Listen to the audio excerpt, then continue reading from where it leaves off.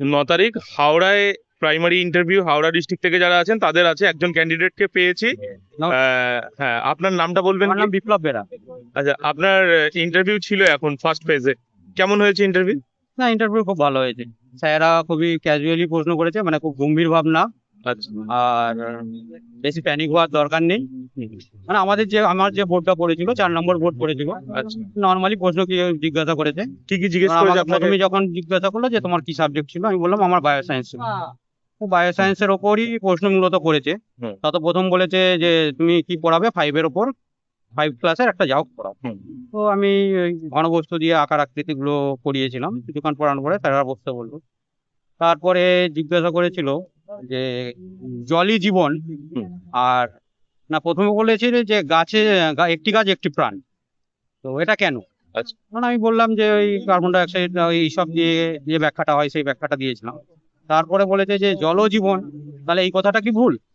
বললাম না, দুটোই আমাদের পৃথিবীর পক্ষে জরুরি। যেমন গাছও দরকার তেমনি জলও দরকার। বলেছে যে পৃথিবীর সর্বপ্রথম উৎপত্তি কি হয়েছে, কিসের আবিষ্কার হয়েছে, পৃথিবীতে বেশিরভাগ কি আছে? তো আমি জল বলেছিলাম। আচ্ছা। আর তারপরে সুন্দরী গাছ নিয়ে বলেছে যে সুন্দরবন কিসের জন্য বিখ্যাত, ওখানকার মাটি কি রকম, ওখানকার গাছের বৈশিষ্ট্যটা কি, হুম। সুন্দরবনকে সুন্দর বলা হয় কেন, এটা জিজ্ঞাসা করেছে। আর ওজোন স্তর থেকে কিছু প্রশ্ন করেছিল, আচ্ছা। যে ওজোন স্তরটা কি জিনিস, ওজোন জিনিসটা কি। গ্রিন হাউস এফেক্ট থেকে একটু প্রশ্ন করেছে। তো মূলত আমাকে বায়োসায়েন্স থেকেই প্রশ্ন করেছে। আর ম্যাথ থেকে ওই 9-এর নামটা জিজ্ঞাসা করে। এই কটা প্রশ্ন করেছিল আপনাকে। ডেমনস্ট্রেশন তো বললেন যে। হ্যাঁ হ্যাঁ, যে আমাকে বলে দিচ্ছে ক্লাস 5-এর তোমার মতো একটা পড়ায়। ঠিক আছে, অসংখ্য ধন্যবাদ আপনাকে। আর আপনি যাতে সফলতা পান এটাই বেঙ্গল গুরুকুল প্রার্থনা করে। Thank you. ম্যাডামের এক্ষুনি প্রাইমারি ইন্টারভিউ হলো, সেকেন্ড হাফ ছিল। তো ম্যাডামকে কি কি জিজ্ঞেস করেছে একটু জানতে চাইবো ম্যাডাম। আমাকে আমার সাবজেক্ট থেকেই ডেমো দিতে বলেছিলেন। হুম। আর তারপর অঙ্কের কিছু কোশ্চেন, জ্যামিতিক বিভিন্ন আকার। ডেমোর টপিকটা কি ছিল? ডেমোর টপিক আমি চুজ করেছিলাম পদার্থবিদ্যা থেকেই, আচ্ছা। পদার্থ এবং পদার্থের অবস্থা। আচ্ছা।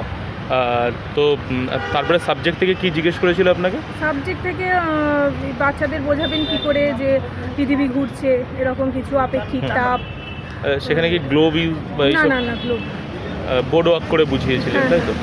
হ্যাঁ। আর আপেক্ষিক তাপ থেকে। আর আপনার সাবজেক্ট কি ছিল আমার অ্যাকচুয়ালি? ফিজিক্স ছিল। ফিজিক্স ছিল। আর কোনো প্রশ্ন জিজ্ঞেস করেছে ফিজিক্স থেকে?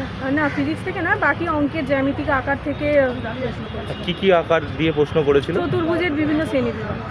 আচ্ছা, সেটা কি ওই কোনো এলিমেন্ট ছিল ওখানে? না না না, নিজে থেকে নিজে থেকে board work করতে হয়েছে। বোর্ড ওয়ার্ক করে বোঝাতে হয়েছে, হ্যাঁ। তাই তো? আর আপনাকে ডেমনস্ট্রেশন একটা টপিকের উপরেই করতে দিয়েছিল, হ্যাঁ। তাই তো? এছাড়া কোনো জিকের প্রশ্ন বা অন্য কোনো বাচ্চাদের ছড়া, না, কোনো বানান পড়তে টানান? দিয়েছিল, সহজ পাঠের কিছুটা লাইন পড়তে দিয়েছিল। যেটা লাইন পড়তে দিয়েছিল, তাই তো?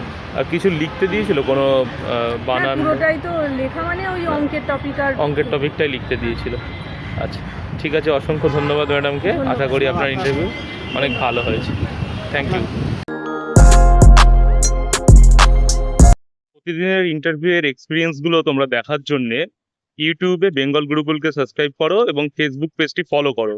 এছাড়াও যারা প্রাইমারি এবং আপার প্রাইমারির জন্য প্রিপারেশন নিতে চাইছো, তোমরা ডেসক্রিপশনে দেওয়া যে হোয়াটসঅ্যাপ গ্রুপের লিঙ্ক আছে বেঙ্গল গুরুকুলের, সেই লিঙ্কে ক্লিক করে তোমরা গ্রুপটি জয়েন করে রাখো, যেখানে সমস্ত রকম খুঁটিনাটি তথ্য তোমাদের সঙ্গে শেয়ার করে নেওয়া হবে।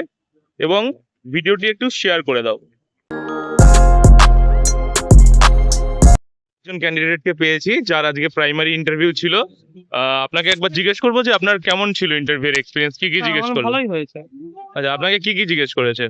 আমাকে ঢোকার সঙ্গে সঙ্গেই ডেমো দিতে বললো, নিজের ইচ্ছা মতো দিতে বলেছে। হুম। তবে ডেমো একদমই বেশিক্ষণ দেখেনি, শুরু করার খানিকক্ষণ পরে বলে ঠিক আছে আপনি যেটা পড়াচ্ছেন সেটা কোন সাবজেক্ট থেকে আর কি বিষয় পড়াচ্ছেন আমাকে বইটা থেকে বলে দিন। হুম। আমি বললাম যে আমি এ থেকে পড়াচ্ছি, সেটা বললাম।